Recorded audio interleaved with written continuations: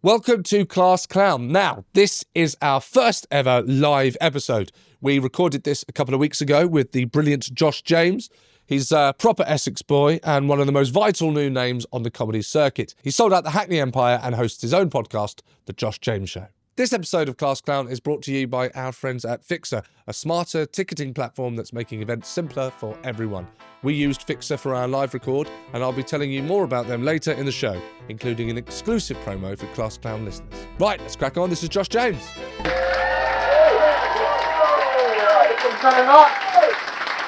Seann Walsh. And I'm joined today by my special guest, Josh James. Hello, Sean. How are you, mate? I'm good, thank you for coming. I'm going to start with a bit of light. Lovely. Bit of light fun. Cool, let's do it. Okay? It's an either or. Oh, cool. When you were younger. Okay? What's all our young teenage? You'll get it from the question. Okay, don't worry, I'm not trying to trim you up. Yeah, cool. Are you ready? I'm ready. A big deep breath. Yeah, let's go. Pogs or panini stickers? Oh, panini stickers. Yeah? What about Pogs? Any interest? I have a fucking no idea what a pog is. Panini stickers, ones of the football, though. Yes. Yeah. Football, yeah. Come on, Pogs were kind of like cardboard kind of tokens. I think they had a little gremlin on them. Yeah, I'm not a geek, mate, yeah. Really? I couldn't tell that. Oasis or Blur? Oasis. Okay. Best teen movie, American Pie or Scream? American Pie. Yeah. Weed or booze? Cocaine.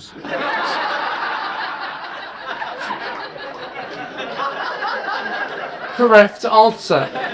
Playing out or playing computer games? I did. Playing computer games, yeah. Yeah? Yeah. Okay. PlayStation or Nintendo, or I forget your age. It might be Nintendo or PlayStation. PlayStation. Yeah. Okay. Teen house party or school disco?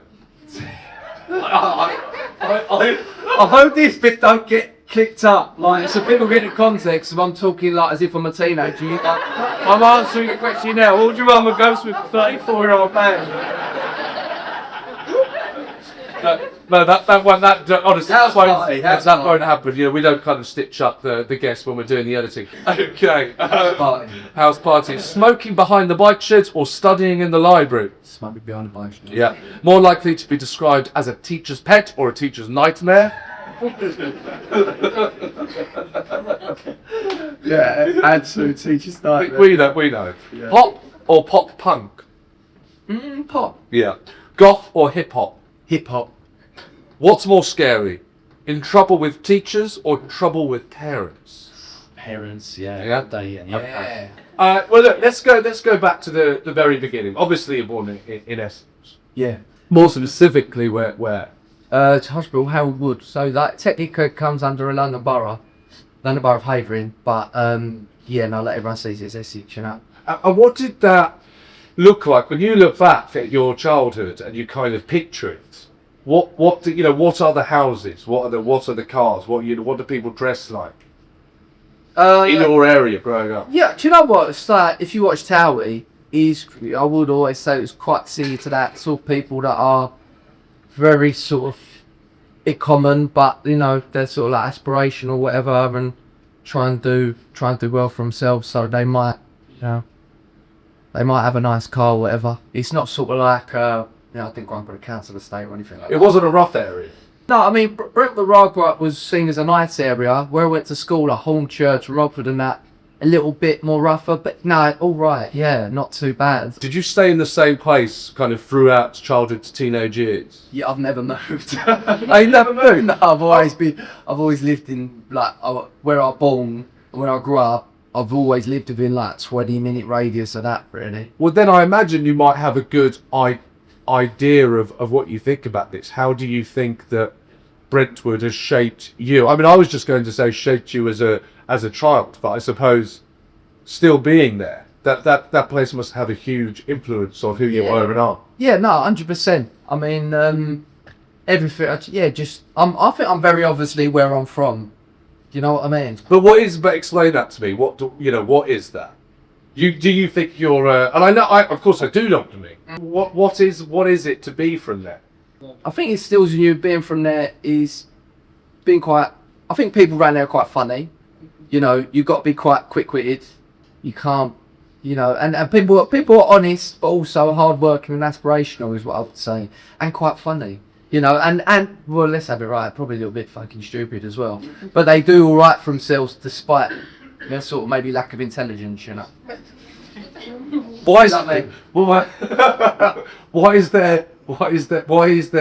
why are you making the generalisation of the lack of intelligence? Just out of interest, what, you know? I think no, because I think I'll speak a lot about it in my show actually. It's because sort of growing up, there's not a big emphasis, or certainly not in my circles and the people that I was hanging about with.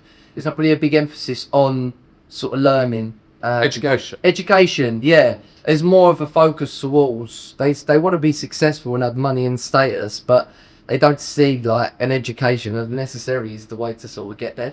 You know, it's more like so like for example there's a thing called an Essex man, right, which is, without getting like too into politics side of things, but it's like like a working class aspirational man, but doesn't necessarily have like university education. Okay. But still wants to aspire to be like more middle class, I suppose. And that's in you.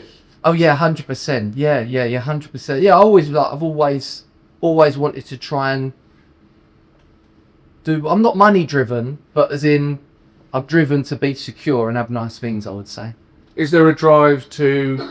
You said aspirational. Is there a drive to kind of almost climb out of your social level? Yeah, 100%. But that's the big thing I would say where I'm from. It's almost like you want to appear. You always want to appear like you're doing sort of better. Do you know what I mean? And that's the area. That's Brentwood. That's 100%. Yeah, it's very like that. Like the show Towie. You know, you see that a lot there. They're almost people, and they all sound very common and all stuff like that. But they're all sort of looking to strive and achieve. You know, and that, I think that motivates a lot of people in the area, because if everyone's trying to do that, everyone else tries to do that. You know, and I've noticed when I've gone to other parts of the country, that's not necessarily like, I say where I'm from, there's a real sort of that hard working and sort of aspirational sort of mentality, you know. And I'd say, I'll say I'm a product of that, really. But I was never, I never saw, like, when I was at school, I never saw, like, getting a good education as a way to do that. I'm almost listening to the teachers thinking, well, what do you know? Like, as soon as I get out of here, that's when like the real hard work starts, sort of thing. Was that instilled in you from your parents? Yeah, I mean, my dad didn't get any qualifications and done all right for him, had his own business and done all right for himself in life, you know. And certainly give me a lot better upbringing than what he had. I mean, he was very much that poor, you know, they really didn't have any money. Right. You know, that wasn't my upbringing, you know. I had it really fucking easy compared to him. And also my grandparents, they was from East London, from Lyman's Yeah. and they moved out when after the war. They obviously, if you're in social housing, Yeah. after the war, they built loads of estates in Essex. So like a big one is like Harold Hill, Dagenham, Bedden, these sort of places. Yeah. Or they sort of rehouse people from the East End to go out there. After they've been bought. After they've been bought. Yeah. So my situation growing up was a lot better than theirs, that's for sure. Right. And was there a sense of, you talked about, you know, the education wasn't a factor, really. It wasn't a big influence on what you were striving to do. What did or do people from Brentwood tend to go on to do? So go on to do there for probably like two. I always felt like there's two avenues. One, they don't get to the arts like what we're doing. I can remember when I told Dad's like, "What is? You know what I mean? Do something which like performing based." It was like, just couldn't get it. I remember when I told him I was leaving my job in the city. He's like, "Well, how much can I pay you?" And I was like, "Well, that's not really what it's about. It's about like doing something I love and like eventually you pay me more." He goes, "Yeah, but you're getting like this amount of money out of the city. Why are you leaving that for?" I was like, "Because I fucking hate it. And I've got bad drug problems, so I've got to get out of it, sharpish." Well, great. We'll get to that. So, it's a question I ask everyone, and that is Aristotle, obviously the famous philosopher, says that he has to quote, "Show me a child until the age of 7, and I will give you the foundations of the man." So I wonder if Aristotle sees Josh James at the age of 7, does he have any idea where you are going to end up? Yeah, I don't think I've changed all that much, in all honesty. I feel like I've always been mad, and I suppose always wanted to be a little bit centre of attention. You know, I was always a class clown. You were the class clown? Yeah, I was 100% all the time. What kind of things were you getting up to? What kind Were you suspended? I've suspended, yeah, about 4 times. Yeah. Yeah. Were you suspended? Only one of them was for a violent reason. So that's my winner. Well done. Someone I had to get on the bus home, and he's getting saying stuff about my mum. That is a no-go Yeah, when you're a kid at school. So I banged him. Not like that, but I did with it. Yeah, that would be quite the reaction. Yeah. He was saying something about my mum. It was lovely, so I made love to him. Right, okay, so 4 times. Go on, give us what are the 4 reasons? Can you remember? So yeah, the other 2 was just like, 'cause what you do if you're bad behaviour. I was always getting chucked out of class. 4. Just for joking about, like, the thing is I've always struggled with, I would say I'm not a quick learner. So obviously where I wouldn't get things quickly, that would bother me, and I suppose I feel a bit insecure, and then I think, oh, I'm just gonna fuck this lesson up, you know. Was that conscious? Were you conscious of the reason that you were frustrated in class was because you couldn't keep up? Or is it that kind of thing of looking back and realising actually a lot of the problems I had at school were because of that? Do you see what I mean? I've always felt, it's difficult asking for help, you know what I mean? Yeah. And if you're not good at saying, it's a bit of a weakness. So my grades were really varied. So I actually got A stars in English, and I'd never misbehave in English, and I was always really good at writing. Why is that? I've got to know why that. I don't know. It's just I was just always good at it. The 3 subjects I got A stars in English, I got A star in PE, and I got an A in R. So I was good at them, and I didn't misbehave in those. Do you think that came from maybe were your parents reading to you? Were you encouraged to read? No, I just used to read books. No, I never used to. You just. I was always even from my age, I was always very good at talking. Like, I can remember being somewhere when I was 8 or 9. I can't remember, and someone saying to my dad, I can't believe for a late 9-year-old he has conversations with adults and stuff like that. And my sense of humour as well, some of the stuff I was saying, I was getting adult references. I've always been always been able to talk, and I've always been good at that. And I suppose that at least is that on paper, isn't it? Really, the English. Yeah, and then the art, obviously, the creative side. Yeah, it wasn't kind of in the rest of the family. It didn't seem to run in the family. No, I wouldn't say my mum and dad are one big creative. No, not at all. And then PE was just because I just used to play football every day. Just if you love football. Yes. That was what I was obsessed with, I still are. Not as much now, I prefer boxing. Okay, right. And so what were the things you were getting taken out the class for that would then lead you on to being suspended? What I do is I consistently put my hand up and ask stupid questions, and they get stupider as the fucking lesson went on, until the clay clock that I'm just taking the piss, and they'd be like, oh, you fuck off outside. So there was that. And you're getting, I imagine you're getting that's it. It's because I was getting the intention that obviously I enjoyed it. Yeah. It was just a bit like that ego thing, isn't it? Because it's something I was good at, then I'd do it more. Yeah. But yeah, there was that. But then the last time, I remember in year 11, I got asked about 2 months before the GCSEs. I actually it was a suspension, but it didn't go down as an expulsion. It just went, right, you're getting suspended. You're not coming back until your exams. So, because we've done this thing called a humour prison. We used to invent it, right? We used to go, humour prison, and shout. So I'm explaining. So imagine a prison, someone can't get out. Imagine a human version of that, where you all wrap around you get huddled. And we basically done that to our English teacher. So you're all just gathered round. Yeah, because we was just it was about 15 of us that we was just standing about. Just we don't really care. I was on the field, and we done it we're lucky there weren't smartphones or nothing about, because it would have gone viral 100%. I'm sorry you missed out on the. I know. My career could have started learning, couldn't it? But that was funny. I don't regret doing that. That was. And that's a secondary school, of course. That's I was in year 11. Yeah. Right. Okay. And is that the kind of thing you got up to at school? Yeah. I was never a horrible kid. No. I was never a bully. I can remember actually there was this kid in our class that used to get a bit of a hard time, and it always used to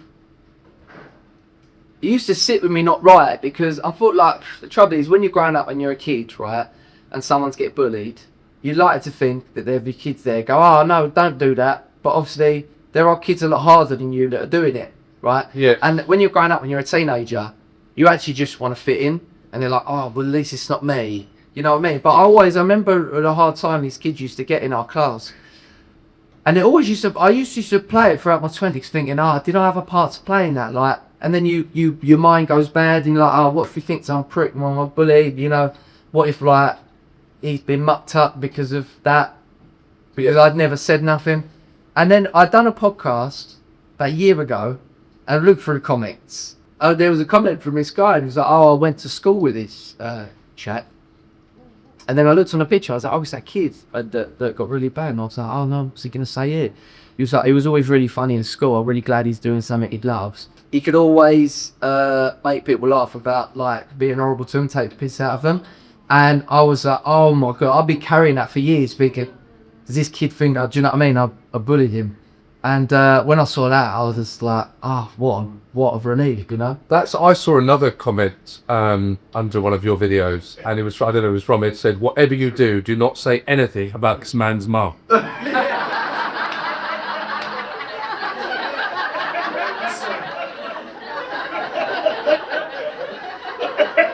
That's fair. You just wanted to muck about. It wasn't mean. It was about having a laugh. It was about attention seeking. Yeah, that's what I like to think, you know. And is there a group of you? Are you the class clown within the group? Yeah, there was 3 of us, and I actually got out of that because I actually thought, right, I'm in year 10 now. I better, like, sharpen up because I want some results, you know. Yes. So actually, year 10, I died it down a little bit, but then there was another kid in my class called Stuart, another one called Stefano, and Stefano done the same in, like, year 10. He was like, right, come on, we've got a couple of years, we've got to actually get half decent grades. But Stuart was just a lost cause. He just didn't stop. I remember he done the geography. We had a geography GCSE, right? And I remember coming out. He didn't study for it, whatever. And one of the questions was, why is the rainforest evergreen, right? And he read because Will Young sung it. That was his thing. And I looked at him. I was like, oh mate, you're fucked. Life's not going to end up well for you. Because even though I didn't get good grades, I was like, right, well, at least let me try for the last couple of years. I know that I'm good at some of these, so let me try and get the other grades up, you know. But where did that come from then? That kind of, I've got to take this seriously towards the end. Why the kind of change of mind there? Is there any pressure from you're in trouble at school? Having good parents. I was going to say that. Good parents that are like, that always was, you know, like discipline. There was part of discipline. I would have been a lot worse if I didn't have good parents. You know? So are you getting in trouble at school, getting home, and then getting in trouble for being in trouble? Oh yeah. Hey, right. I remember that we had this maths teacher called Mr. Churvey. He's dead now, that he's a phone, the legend, right? He was this guy. He was like. That was like he's dead. Anyway, thank you. So R.I.P. Mr. Churvey. Yeah. We'll put his memory off, Mr. Churvey. Yeah, if we could dedicate this episode to Mr. Churvey, that would be great. But he was a maths teacher, super bright, but on the weekends he was a black cab driver. And he was like he was a proper geezer as well. Okay. And I remember he used to go to, I was in his maths class, and a parents' evening, he was like, go get me a tea. So like, really the only teacher I respected, because he was a bit busy, you know. And he got my dad's number, and then we had like, if I was ever playing up in maths, he'd just be like, I'll call you dad, because he just knew that my dad put theory of God into me. So yeah, he'd just be like, John, yeah, do it again, yeah, and then like, asked me over on the phone about, alright dad, he goes, what you fucking out? Oh yeah, alright, sorry. And then give me the phone back, kiddo. But yeah, it's just, you know, my mum, I'm more of a mummy's boy. You know, I could always get around my mum, but my dad was always like hot on discipline, you know. Okay. And I think if I didn't have a strong sort of, like my dad, like strong guy like my dad, I think I would have just really... Completely got off the rails. Oh, yeah, definitely. I think also like, having good parents is so important. You know? Right. And your group of friends, do you, because you know, you've got a group of friends there, but actually being a comedian is a very singular job, you know, and you're alone a lot of the time. You have to write your own stuff. You're traveling the country on your own. You're literally on stage on your own. If you look back now, do you think that there are signs that you were different to the people you were hanging out with? Yeah, I would be more creative than the people around me. You mentioned creativity there. In what ways were you creative at school? I can remember when like I felt in, it's probably a big thing to mention. When I was in about year 5 in school, we had this thing in the art class where we had to make clay like models, you know. I think a lot of people do it at primary school, you know. And Yes. I took ages because obviously creatively stuff like that I'm really focused it into, and I know I can be good at it, so I want to do a good job of it. And I remember this girl walked past who I used to have a little bit of beef with. She goes, "No, she's after, and that's rubbish." And I was just like, "Oh, red rag to a bull," and I was like, "Oh yeah, rubbish is it?" Shoot that down. And then her clay thing was there. I was like, "Is that your one, is it?" I went, "Yeah, watch this." And I picked it up and I loved it. Yeah, and I was like, "Yeah, your one's fucking rubbish and all." And then I'm like, "Oh my god, what have I done?" And The adrenaline went immediately after you broke. yeah. And I was like, "Oh, what have I done here?" And I didn't get suspended because she knew me quite well, Sister Rosario. And she didn't suspend me. What she done is she for a month, she banned me from lunchtime, so I couldn't go out and play football. And she knew that would kill me. So I used to live for playing football at the lunchtime, you know. And so I used to have to go every lunch for like a month. I used to have to go and sit in her office. The clay thing, it was not just her saying that's rubbish. It was more like going, the only thing you're good at is shit. And that's obviously what done me. I'm like, listen, I know I'm a fucking idiot, but I know that creatively I'm all right, and I'm pretty good at football as well. So any of those two things, you know. And that's why as well in football, I've had like I don't play football no more. Actually, funny enough, one of the reasons I started doing comedy when I was 23 is because I was playing for this team. I got sent off twice in 2 weeks, and I got banned for like 2 years by the FA. So I got banned for the FA. Yeah, got fouled by the FA. Yeah. Well, you had a temper then. I assume, is this a temper or the pitch? I don't have a temper. When I play football, I can. You wanted to be a footballer. Yeah, I wanted to be a footballer. When I left year 6, because I was like the best footballer in the school, I'm like, yeah, I could be a footballer. Then I got to senior school and I realised I'm nowhere near it. So, but I always had this mind in my head. Even when I play football now, I played in a charity match the other day. Some guys have like kicked the ball near me, right? And some guys have nicked it. And there was no one in the ball. That's how I went, he fucking shit himself. And I'm like, as soon as that guy gets the ball, I'm going to go right through past him. This is what I'm thinking. And then I come up and I'm like, this is a charity game for children with cancer. And I'm thinking, no, as soon as he gets the ball, I'm going to hospitalise that cunt. Like, man, that's all goes through my man, right? And that's why I don't like football no more. Well, thank you for being open with us. Yeah, so yeah, just mad, yeah, but I didn't do that. Do you think, looking back now, actually, if you had maybe had the confidence, because it sounded quite defeatist there, you just went, and then we got to the next year and I realised I wasn't good enough because everyone was older and better. But maybe if you'd had more confidence, you could have... No, because also puberty as well, you know. But I hit puberty at like 15, you know, when I went to year 7, I was in the changing rooms and some of these kids are like man dicks, you know. I'll be totally honest with you, I don't know where to go from that. I never saw Mandex coming.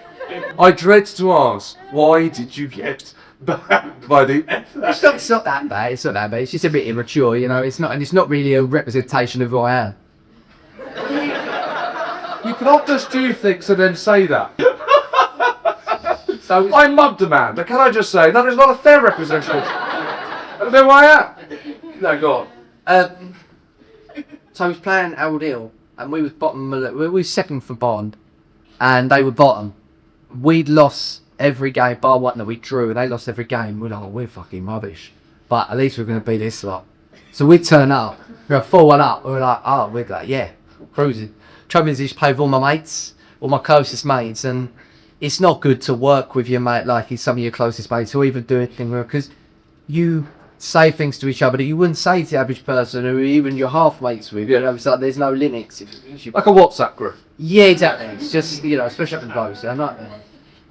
Anyway, it's 4-4. They pulled it back. 4-4. Yeah, last minute of game, I score an own goal, make it 5-4.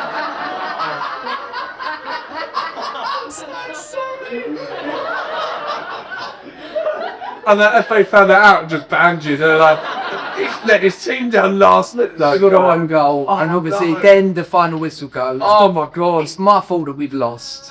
Obviously, I'm too like, I've got too much ego to put my hands up and go, boys, I'm so sorry. It's my fault we lost. I'm thinking, nah, I've got to look someone's to blame. So I looked in the record. I was like, you see you next Tuesday. And yeah, anyway, long story short, I ended up chasing him out the car park.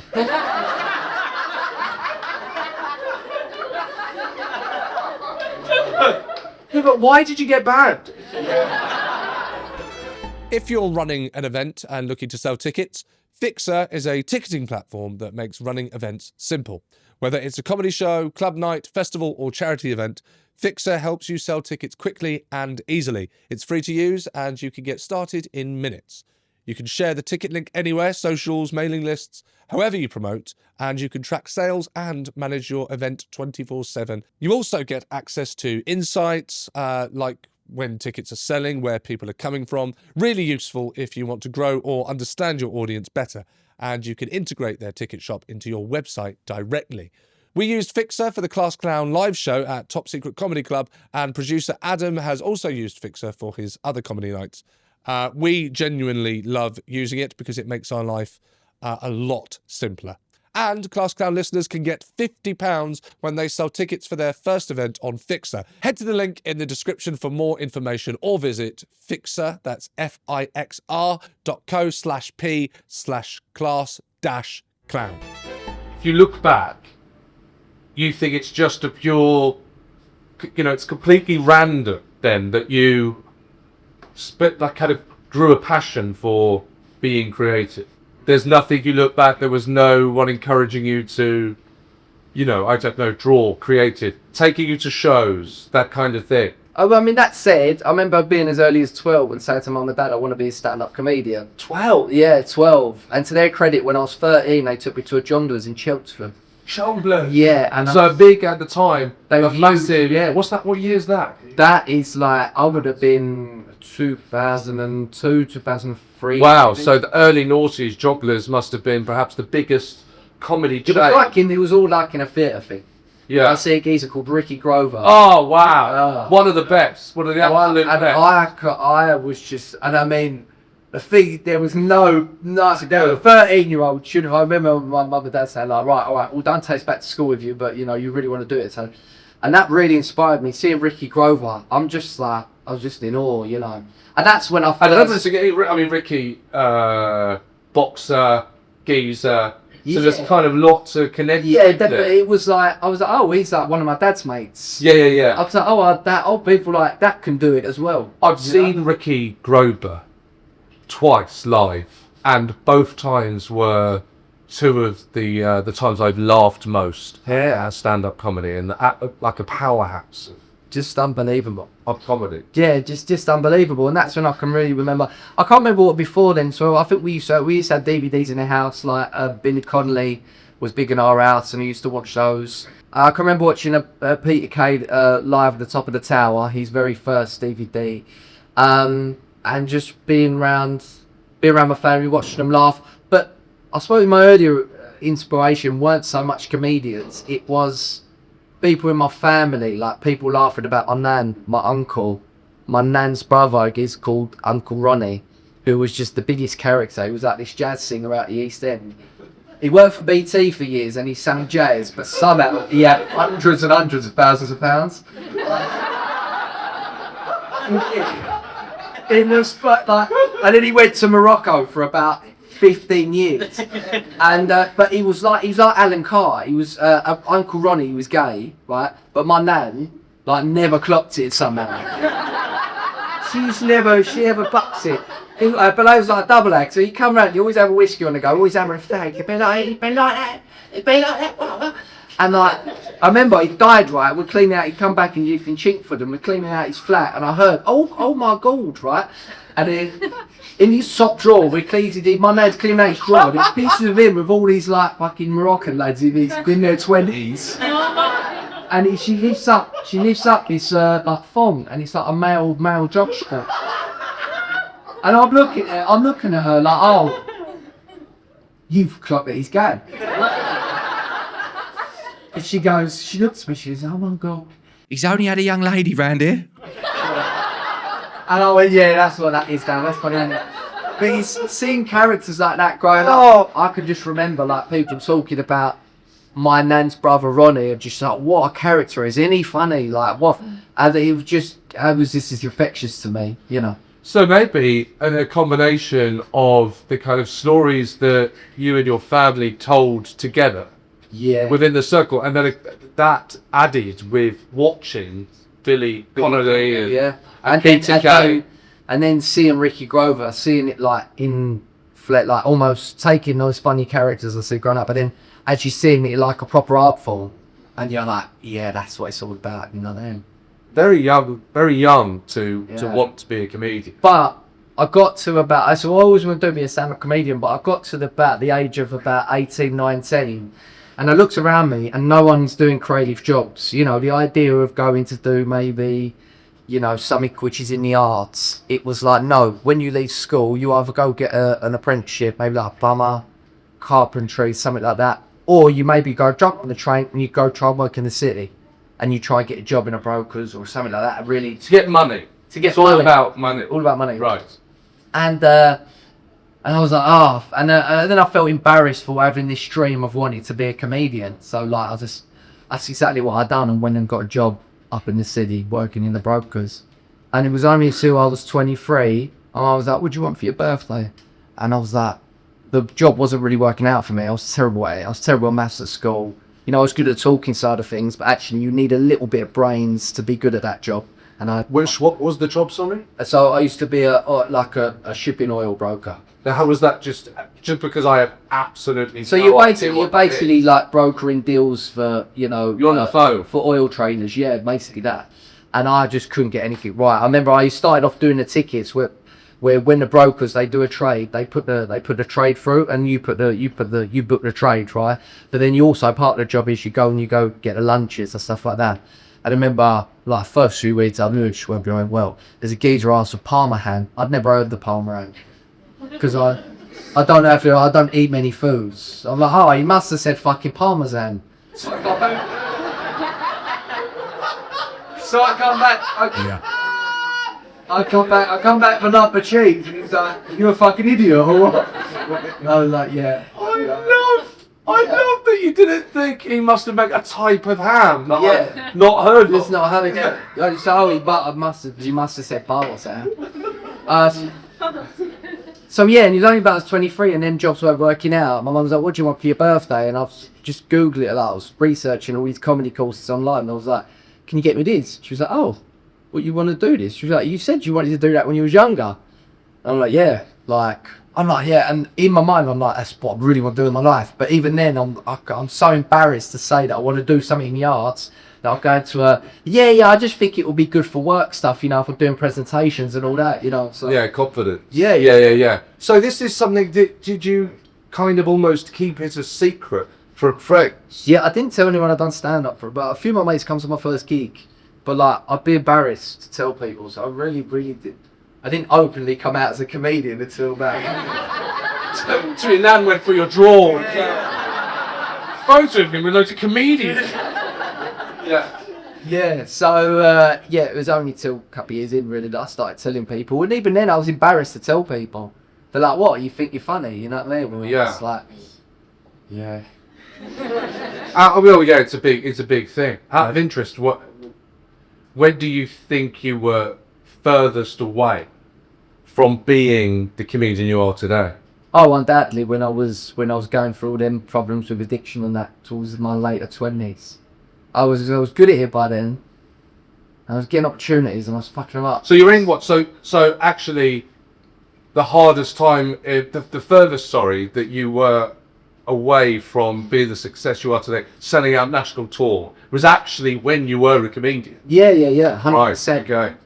And it wasn't it wasn't an addiction where I was like every day getting up and I needed a drink. You know, it was more like Friday, Saturday night comes round and I'm just out for the whole weekend. You know what I mean? Smashing myself to bits. But that is really like kills you in its own way. You know, like my mental health was just absolutely non-existent for about fucking 8 years. Like, I was just always depressed, and that's what made me drink and use more, because it was like the only respite I got from that was actually when I'm drinking. You know, so vicious cycle. And then I remember towards the end of my 20s, I was just like, I'm never going to achieve. One, I'm never going to achieve anything in life, but two, it's certainly not going to be my dream. You know, I'm certainly not going to go achieve my dream, because I'd get on there, because I started off and I was good. I was different from people. You know, it's like the comedy circuit. There's not typically loads of people like me that do it. Yes. So I was very different. I remember the first time I saw you live was actually downstairs. In this very venue, Top Secret Comedy Club. The best comedy club. And you stood up immediately. We had never met. I'd never heard of you, and you kind of pulled focus up there. This guy's got a voice. This guy's got a different take on things. Well, I remember early on people going, "Oh, it takes you a while to find your voice." I mean, from my first gig, I know who I am. I know exactly who I am. You know, I can only be what I'm like. Yes, yeah. You know. So I knew, and it's taken me a while to figure out actually what sort of angle jokes, what makes me, what works for me. But I'm not looking to be anything I'm not, because I'm like, this is who I am. Do you know what I mean? So, but yeah, I can remember starting off, and I was good. I was good at, you know, I thought that sounded big-headed. I felt like I was noticeably good for a newcomer compared to other people that start around that side. I'm like, you know, I felt like I stood out a little bit. Yes. But I couldn't. Every opportunity I was scared, I'd muck up really. I wouldn't turn up to gigs because I'd either be hungover or on a come down, or I'd just cancel it because I think, well, I'll just go in there for one beer with my mate for the show. You know, 4 hours later, I'm like, oh, loser, I'm missing that gig then, isn't it? You know. So that was towards the end of my 20s, when I was going through all that, it was just, I'm just like, oh, I'm never going to achieve anything. Did you have to get used to, because obviously doing stand-up, you end up getting a kind of, you know, you get a high from it. Certainly at the beginning, you've never felt anything like it. It's this huge high of standing in front of people and making them laugh. Yeah. And do you think it maybe took you some time to kind of almost regulate that high? Because you're getting that high after a gig. It's quite difficult to then go and control how much you're going to drink. I mean, throughout my 20s, I just, because there was so much stuff I was dealing with. Like I said, you know, going back to, like, my dad he's a big part of my life in terms of, you know, he worked hard at his own business and took sort of our family out of the situation that he was in. And it was always like, oh, wow, your dad's, you know, your dad's like a working class hero sort of thing. You know what I mean? And I'm like, you know, growing up, I'm like, I'm not really switched on like he is, or I'm not, I never saw myself that way. So I just had this thing growing up of like trying to live up to my dad and thinking, well, I'm never going to get there, you know. So all that insecurity is what I sort of drank on, used on throughout my 20s, really. And obviously, you know, you drink, you take enough drugs. Doesn't get any better. Makes it 10 times worse. Yeah, if I just do that, you know. Yeah. And when you got on stage to do stand-up comedy, was that the first time you would be on stage in front of an audience? Yeah. That said, when I was younger, we used to go to this holiday resort called Potters, which is in Potters? Yeah. Potters still about? Potters is still about. Has anyone been to Potters in it? Yeah. It's like a posh Butlins, basically. Posh Butlins? Yeah. If I can imagine such a thing. But yeah, it's posh, and I was about 5 years old, and they get kids up to do talent, and I got up and I done an impression of Bill Clinton. You know when he was trying to say that he didn't like have it with Monica Lewinsky, and I went up there. I was 5 years old, and I went, I did not have sexual relationships with them. And they erupted. Yes, they would have done. Much like you did. Oh wow. Yeah. Okay. So that my mum always reminds me of that. That's the first time he was on stage. So you at 5, you did 5, want to be up yeah. there. You got on stage. I would say that was your first gig. Yeah, probably. Yeah. Do you know what I mean? Yeah. You get up there. Yeah. I suppose it was. Yeah. Potters probably do book acts to that. Yeah. You could go and do a gig. I was. You could do a homecoming. I was there. I was there for I was there for New Year's, and there's a geezer there called Mark Brewer, he's like the top entertainer there, and he's been there years. This is very old school kind of red coat. Red coat, but he's like a comedian. He's very much. Yes, absolutely. I know. I don't have that at all. But for the ignorant, and I actually am one of the what people throw around the term red coat all the time. But what exactly is that? What is the difference between a red coat and say what you and I? So he's more like an all-round entertainer. So we'd get up there, we'd sing, he'd dance, he'd be the comedy part of the show maybe. But he's very much a comedian, probably most like a crowd work comedian. He's not really got material, but he'll be talking to people in the audience and making fun of them and stuff like that. Right. But I remember we went back for New Year's this year, I'd not been there a few years. And it was like, I always known who he is. He's like, Josh James. I'm like, wow, made it. Look. Yeah. Still here. But he's in like, you know, sort of not recognised me any time before that point. But yes, got to the point where he's like, Josh James. But I'm like, oh yeah, that's me, mate. Yeah, I've been coming in years. It's interesting though, because you've built this incredible stand-up career. As I say, toured the country, sold out huge venues, and a lot of the stories that you've told me today, they don't sound like the Josh James today. It's like actually there's been a lot of all of those things have helped you get the other success that you are today. I'm mature now, I'm married, I'm a dad, you know, I'm not like I'm not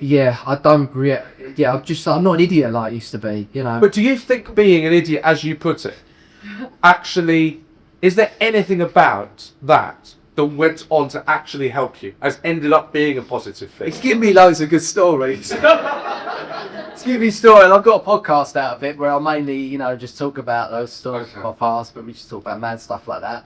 And yeah, it's made me a bit of, I suppose, a bit like, give me life experiences and a bit of character, Yes. Like, I'm not perfect, I'm not the guy that's going to get the job for question time or, this sort of stuff. But it's baby who I am. And it's funny to look back on them stories. I think it's good to have stories like that.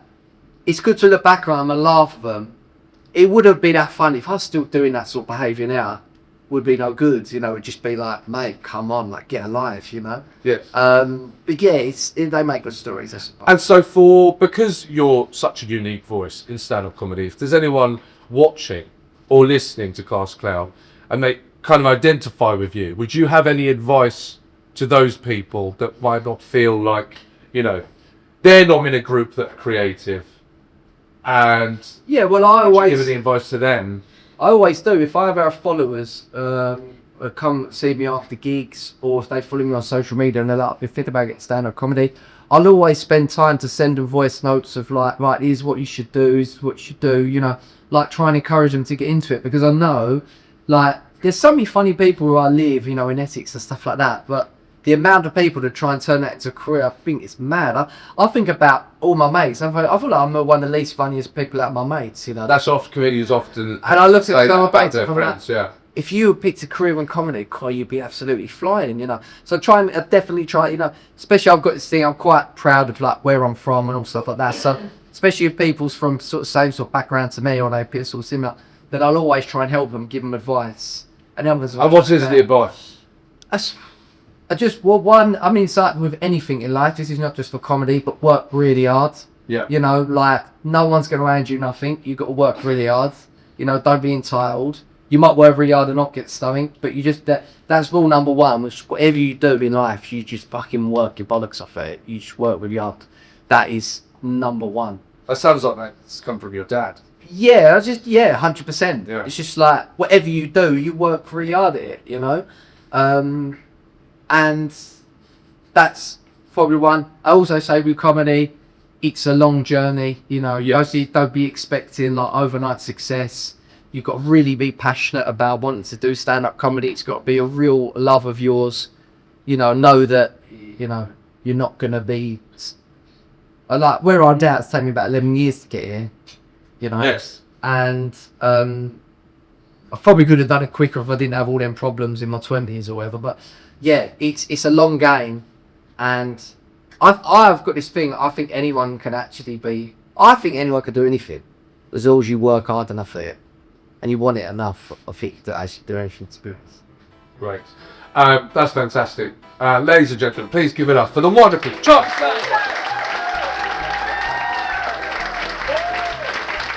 Well, that was Josh James live at the Top Secret Comedy Club. I absolutely loved that. Loved doing the show live and having you there to enjoy it. So thanks to all of you that came to the show. You really helped bring it to life. So really appreciate that. We'll be doing it again soon, so look out for that.